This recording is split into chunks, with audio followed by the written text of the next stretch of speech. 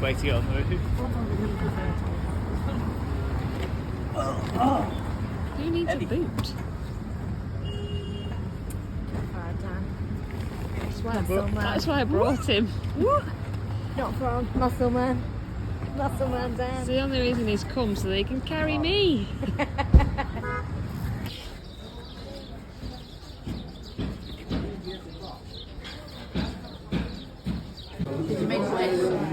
Oh yeah, I never know.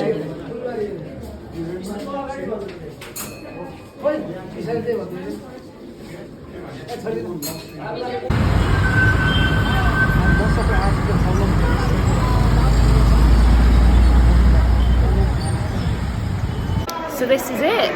It's Monday the 4th of April and I'm at Kathmandu airport and we're getting ready to fly into Lukla to begin our trek up to Everest Basecamp and Lobuche. We've spent a day in Kathmandu so far and we're here just waiting for the weather to clear to board our flight. How am I feeling? A little bit nervous, but here we go. This is actually the start of the adventure.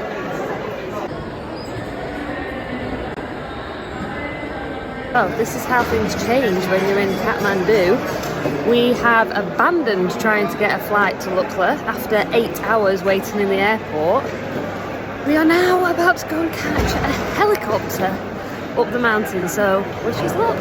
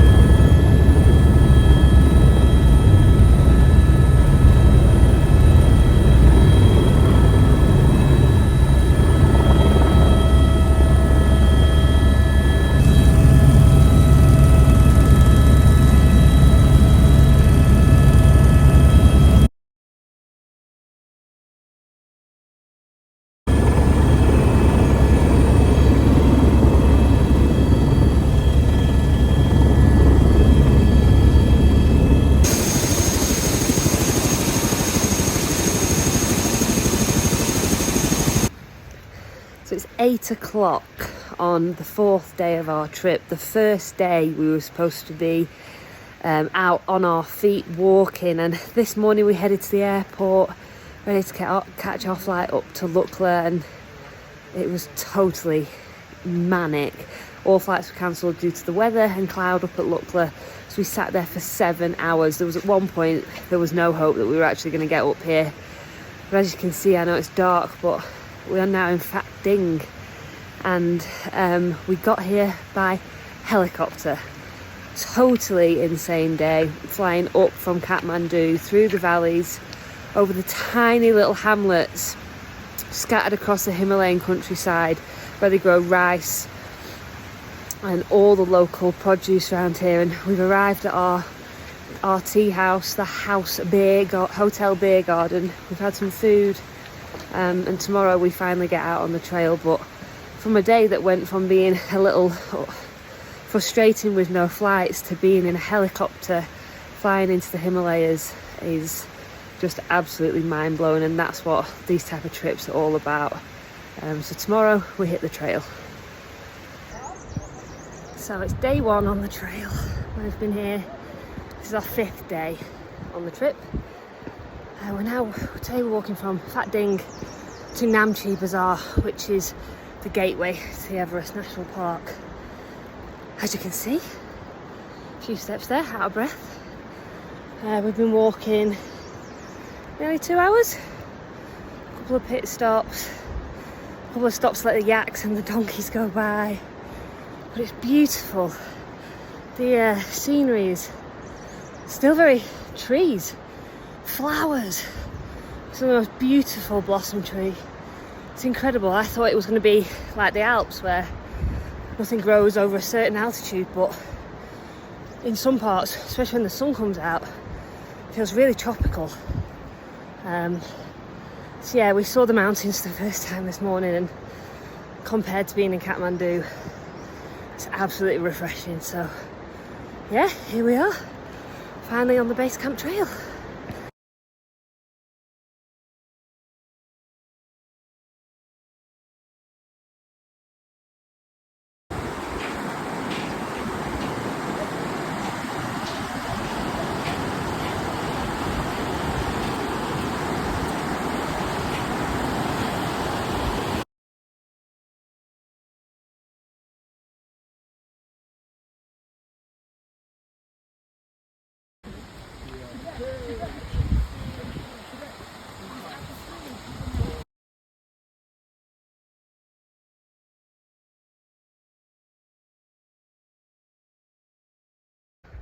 So it's Wednesday the 6th of April, 6th day of our trip, second day on the trail. Today's actually an acclimatization day. We're staying in Namche for the day, 2 nights, just to get used to the altitude. We're over 3,500 metres here. So we're just doing a quick little hike. Should take us about an hour to get to one of the smaller villages outside of Namche. On the way, we're walking through this lovely pine forest. The weather's glorious, really clear skies, so we've been able to see Ahmedabad this morning with its really famous flat top. And Jamling's teaching us lots about the culture and little fun facts. So really great day to be in the Everest region today. And yeah, taking every day as it comes. Tomorrow we have a big day of hiking, so making the most of the rest. This is not the most basic shit I've stated. But it's a brilliant. Oh God.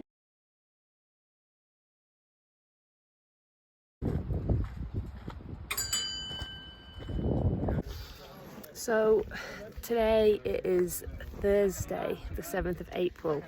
We've had a really long day on the trail, but we've just come to a really special place. We've arrived in Tengboche, and that is the home, so you can see behind me, the monastery, and this is the spiritual centre for all Sherpas in the Everest region. We've just been inside the monastery to see the monks worshipping, and it is an incredible place. There's about 40 monks who live here in the quarters, you can see behind me just over that ridge.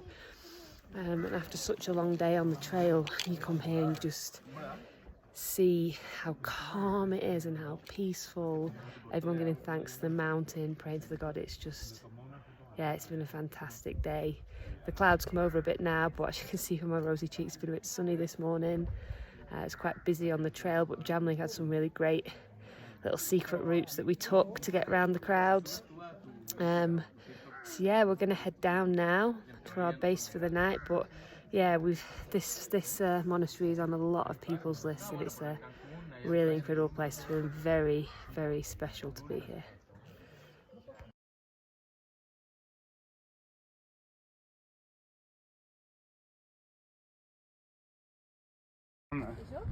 It's strapped to the front of the thing there, mate. I might do one. I'll do one. And then just Here we go. Turn sideways.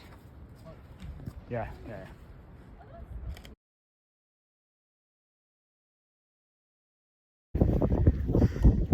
It's Friday the 8th of April. We've now been away for a week, and we are arriving now. It's been round into Dingboche. Our next stop, we're going to stay here for 2 nights. We've had quite a short day on the trail today, so it's not even 1 o'clock. We're nearly finished.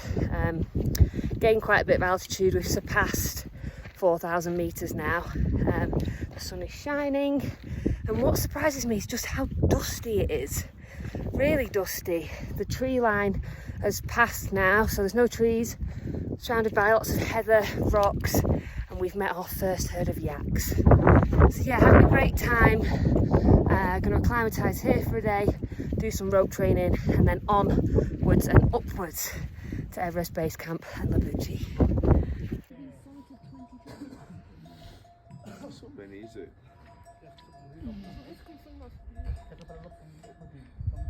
Last summited in 1979.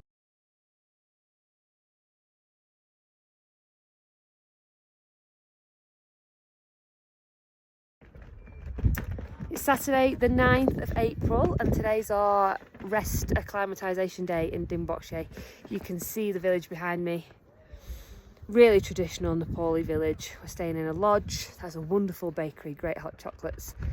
This morning we went out and tested all the climbing equipment, so the ascenders, how to abseil down, the harnesses, and you feel in real safe hands with the Sherpas. These guys know exactly what they're doing. Practicing with big gloves on, ready for summit day next week. And then this afternoon we've just had a little wander up this one behind me. That took us up to around 4,500 metres, and when the cloud comes in and the wind, you really feel that cold. Last night was chilly. Tomorrow we've got a bit of a later start before we head off to Lobuche. There's about 400 plus other trekkers on the trail, so we're trying to avoid the crowds, and that's good because the morning is when you feel the altitude the most. But so far so good, feeling great. So it's Sunday the 10th of April, and we are getting close to the 5,000 metre mark. We're now approaching the Khumbu Valley. So as we bend around the next bend, we'll be into the valley where we'll see Everest. It is actually cloudy again, so whether we'll be able to see her or not, who knows. But just wanted to show you how busy the trail is. We left a little late today. Jamling said our pace was fast enough that we'll let the crowds go and we'll go behind them. But as you can see now, we've caught them up.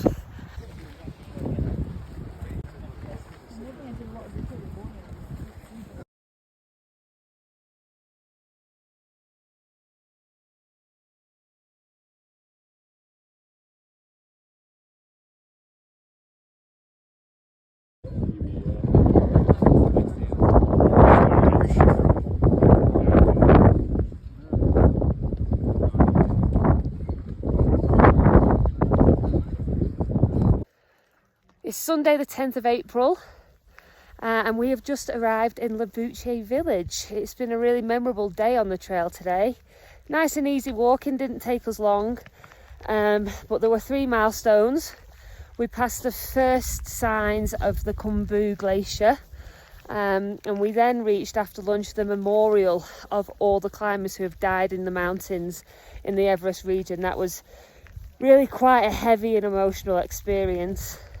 And then as we progressed up, we saw Lobuche Peak for the first time. And so that's the peak we're going to hopefully be climbing next week. Goes up to 6,119. Won't lie, quite daunting when you see it in real life for the first time. So we've arrived in Lobuche, little village. Not much here, but on the other side, when the snow clears, you can see the big mountains. And that's a sign. Hopefully that blue sky sticks around, because tomorrow we head on up and we should reach Everest Base Camp, and I can't wait.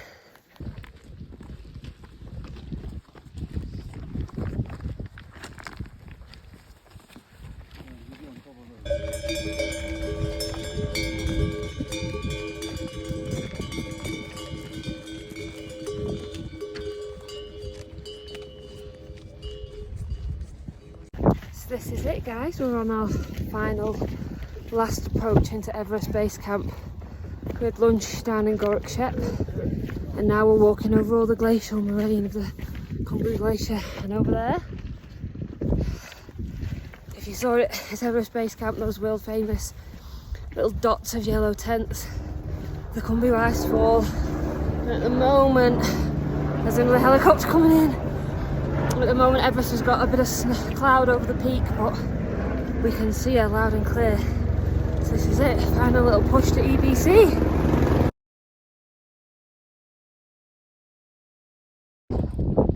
Guys, this is absolute. We're heading on in, so the green tents you can see, they're just behind the famous rock that says Everest Basecamp. And then the camp stretches all the way along the icefall. We're going to get to venture. Not everyone, tourists come in, they're not allowed past the rock. But we're going to go meet some of Jamling's cousins, things in Basecamp. So just look at it, it's incredible. This is the reality of Everest Basecamp. Obviously these people have achieved massive amounts by getting here. Another helicopter for you. You see this queue here? That's the queue to get on the famous rock. To hold up your flag, and it's a great achievement, but we're just going to hold back a bit and just take our time. Jamling's going to take us into base camp, but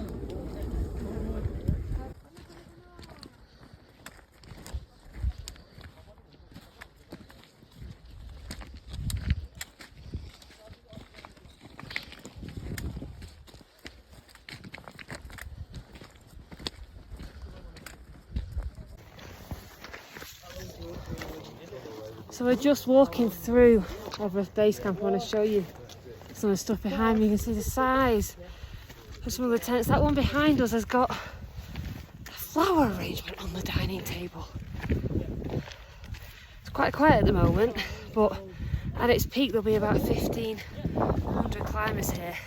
At the moment it's largely porters, Sherpas, setting up the camps for all the climbers, and they're doing a brilliant job carrying big barrels of toilet waste up and down the mountain, setting up tents, setting up cooking kitchens here.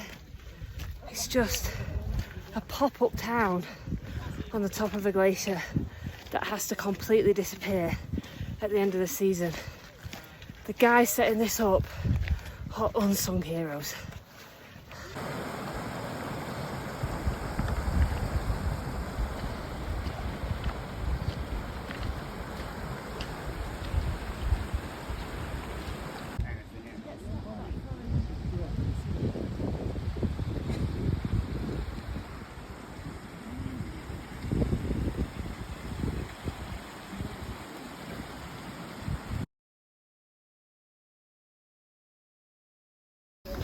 So we've walked through base camp, which is surprisingly longer than I thought, but like I said, it's still quite quiet, and now we're in the Khumbu, the very, very beginning of the Khumbu icefall.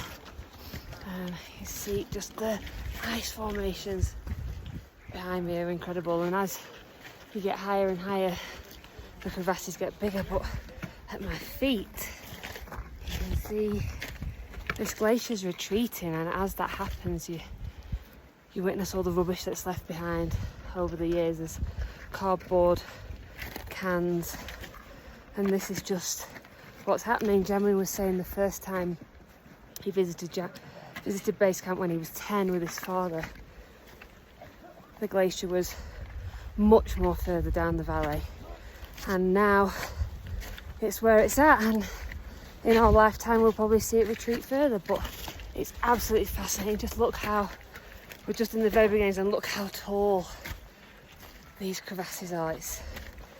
Yeah, we're in the depths of base camp.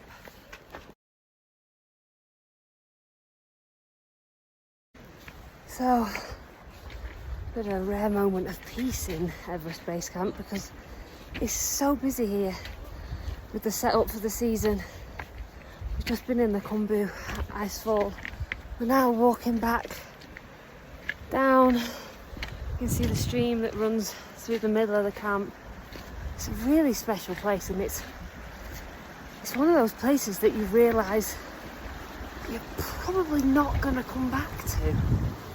So to spend an hour and a half here is magical, and to see that mountain, to see that I know the summit's in cloud, but we've seen the summit on other days.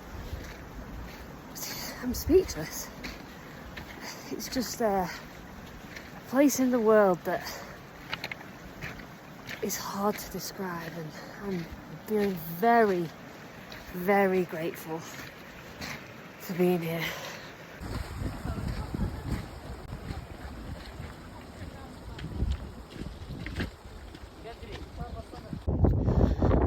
So it's Tuesday the 12th of April, and yesterday was a day I'll never ever forget. We made it to Everest Basecamp, but the fun doesn't stop there. Today it gets even better. We are on our way to Lobuche East High Camp.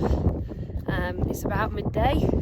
We left Sherpa this morning at 8 AM. We had a quick lunch in Lobuche, and now we're going to start the climb up. You can see that's the mountain we're going to climb, and the high camp is in the col over there. We spend the night there in tents at the camp, and when I say night, it's a couple of hours because we'll start the summit around midnight. Mixed reports on how long it'll take us. Could be 4 hours, could be 6 hours. Half of that will likely be on fixed ropes. Quite a daunting task, but Lobuche is one of the entry level peaks you can climb in the Himalayas. So yeah, I have been a bit nervous about this part of the trip, but now that we're actually at the mountain and after the buzz of yesterday, I'm quite excited.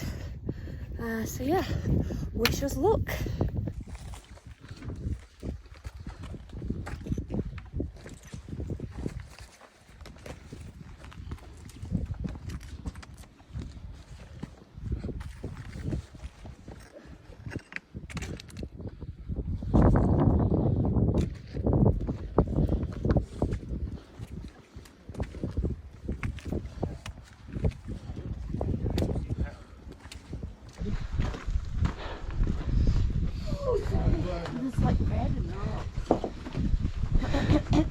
Yeah, the scale of this here.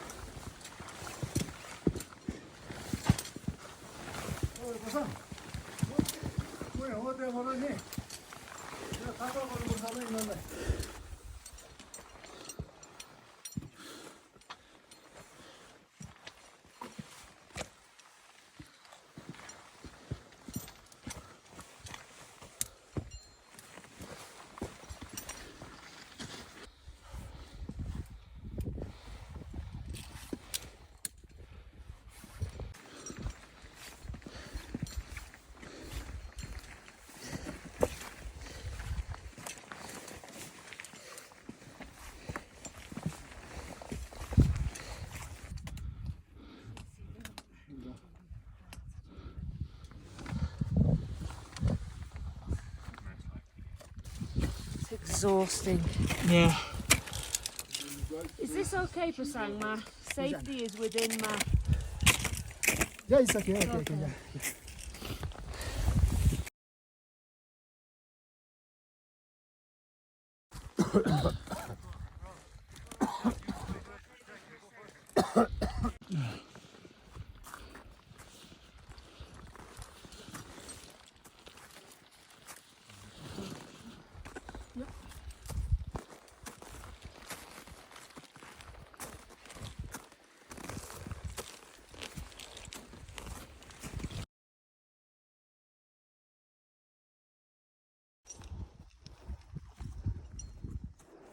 sorry, Jenny.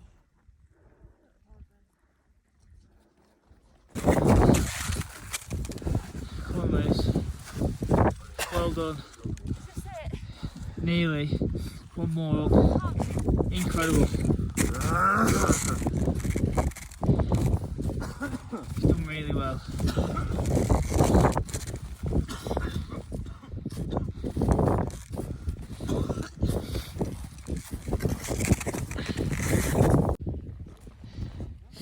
Well done, Lucy.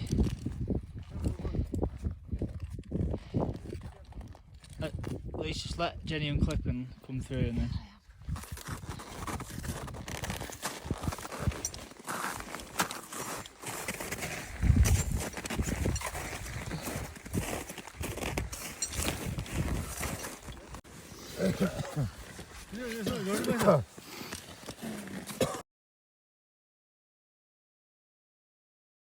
Acha, Abo.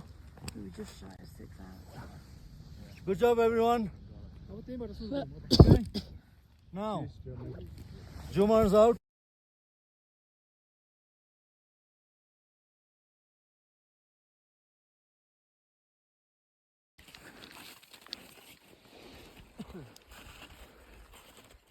तपाईहरुले अहिले माथि जान बाँकी हो ए कुद्नु भयो उहाँलाई पर्खिरहेको ए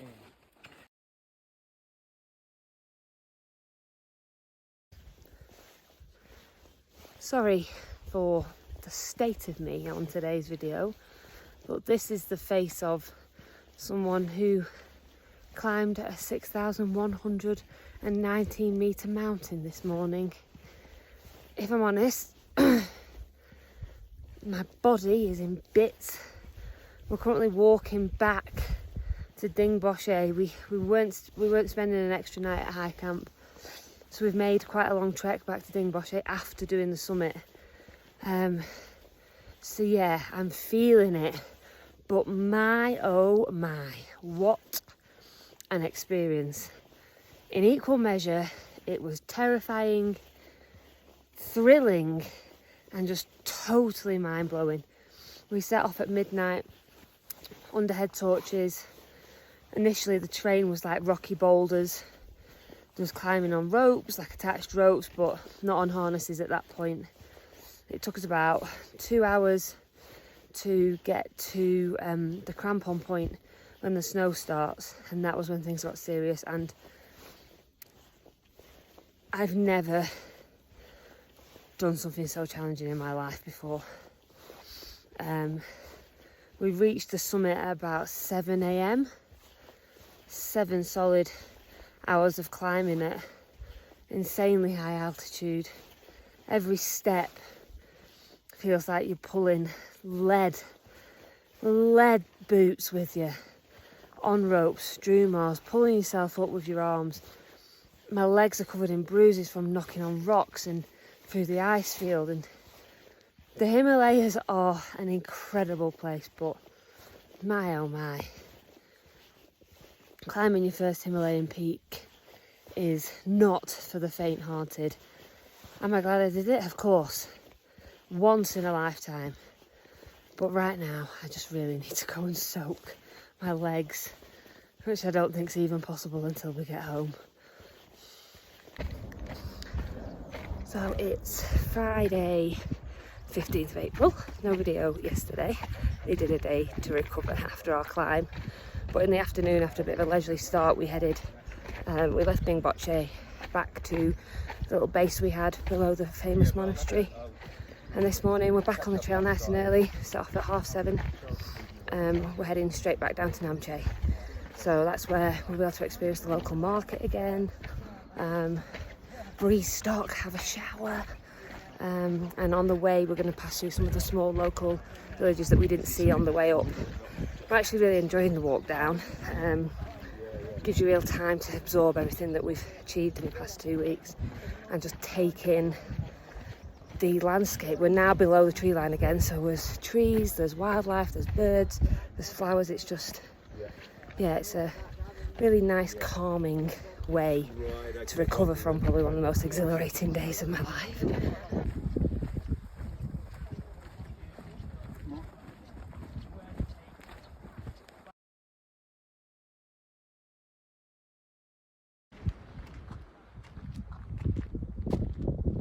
Oh,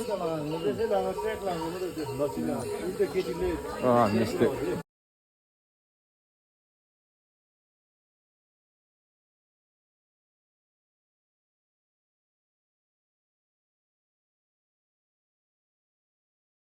So it's Saturday the 16th of April, the final day on our feet of the trip, final day on the trail, and we've just arrived in Lukla. Quite a big town. This is where the famous airport is. Tomorrow we fly out to Kathmandu. So I've been walking for quite a while today. We set off from Namche early, got down to Phat Ding where we spent our first night, which seems like ages ago. And then from Phat Ding down to Lukla. We've been walking for about 7 hours. Yeah, it's great to be here. But also quite emotional. It means that we're nearly done. We've nearly finished it.